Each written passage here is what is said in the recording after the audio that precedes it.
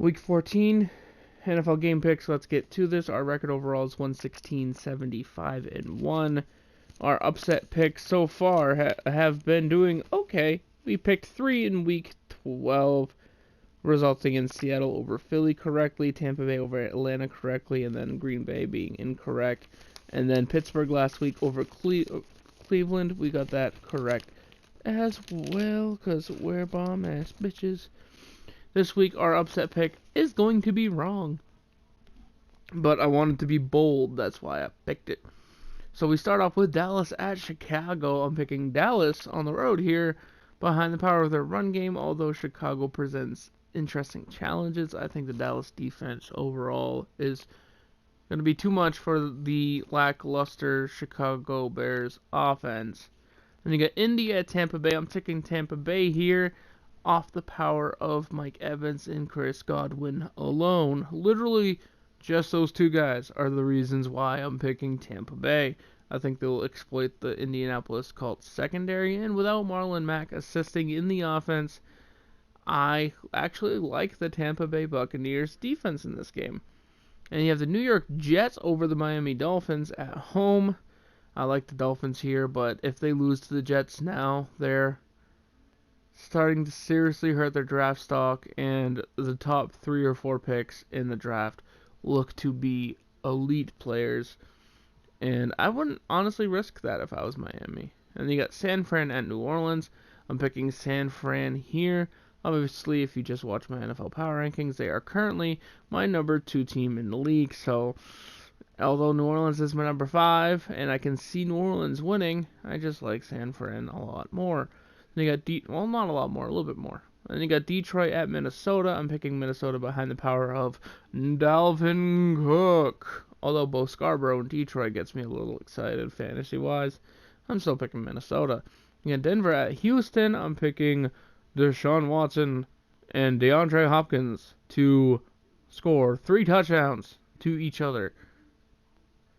Basically, I'm saying DeAndre Hopkins is going to catch 3 touchdowns, is what I'm saying there. Then you got Washington at Green Bay. I'll do a similar prediction for Green Bay as well. In the win, Aaron Rodgers will throw for 2 touchdowns, 320 yards, but both touchdowns will go to Jimmy Graham. Bold. I like it.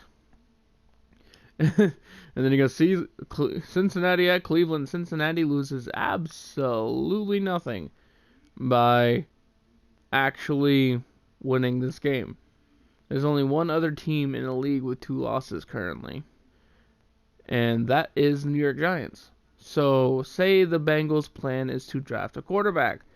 Falling behind the Giants will do absolutely nothing to hurt your chances at landing the best quarterback in the draft, unless the Giants are sellers and trade the number 1 pick away.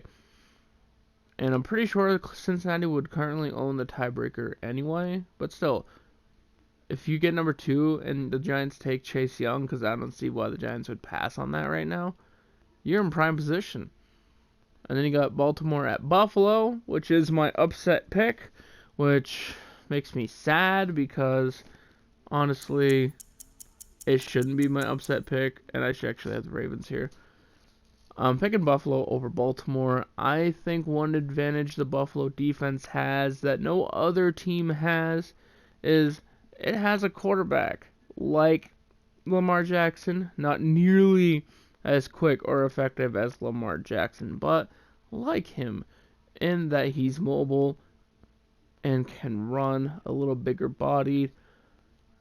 And I realize as I'm saying this, that means the Ravens defense has experience with a Josh Allen-like quarterback as well, except for better. Oh, yeah. This is called an upset pick for a reason.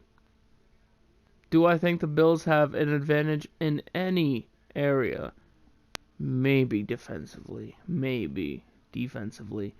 If Josh Allen and the Bills are going to upset the Ravens, it's going to be an off game from Lamar, which granted, people look at him as like, oh my god, MVP. This dude hasn't gotten much over 200 total yards in the last couple games. That's it. They're just infatuated with him because he has 100 yards on the ground, even though he only has 100 yards passing. I mean, eventually, what worries me is it's not just Lamar, and I will preface this by saying this is not just because he's a quarterback, it's the amount of running he does. It's the same thing with a running back when they get like 30 carries a game. It worries me about their season after.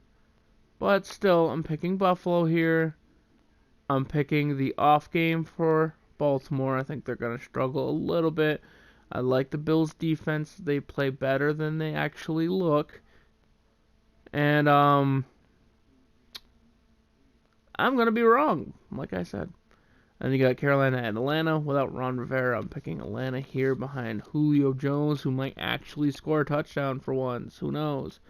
And you got the Clippers at the Jacksonville Jaguars. I like the Chargers, not the Clippers. I see LAC, and I've been doing NBA picks so much lately that I automatically say Clippers when I see LAC. But yes, it's the Chargers, and I believe they're getting Derwin James back now. Or I'm not sure if they activated him and they have to wait the 2 weeks, but that should be a big boost to their defense. And you got Kansas City, New England. I'm picking New England here. At home, I think they have an advantage, but hands down with how they're playing lately, if this game was played in Kansas City, I would absolutely not hesitate to take Kansas City here, because I think this game is honestly a coin flip. And if New England wants to win the division with the schedule they have coming up, they need to win this game. Yes, they benefit with the Baltimore-Buffalo game, because if Buffalo loses against Baltimore and then somehow manages to beat New England, and New England loses at Kansas City, there's going to be some tiebreakers they need to go their way. And New England has to face the Bills. New England has to face the last 4 weeks, Kansas City, Buffalo, Miami, and Cincy. So they get 2 easier games, which might go against Buffalo a little bit. But I think if they win this game, the division is basically theirs. Then you got Tennessee at Oakland. I'm picking Tennessee. They've been playing a lot better lately to me. And I think Oakland is starting to wear down on defense. And you got Pittsburgh, Arizona. I got to go Pittsburgh. I got to trust the Duck. Seattle, Rams. I got to pick Seattle. Rams don't somehow McVay, as great as a coach he is, he's revolutionary. He's amazing. Forgot how to use his all-pro running back. Because that's just something great coaches do, right? They just forget how to use their all-pro players. And you got New York Giants at Philly, with Eli Manning rumored to be starting. I'm picking Philly, because fuck Eli. Anyway, guys, I hope you have a good day. I will see you in the next one. Peace.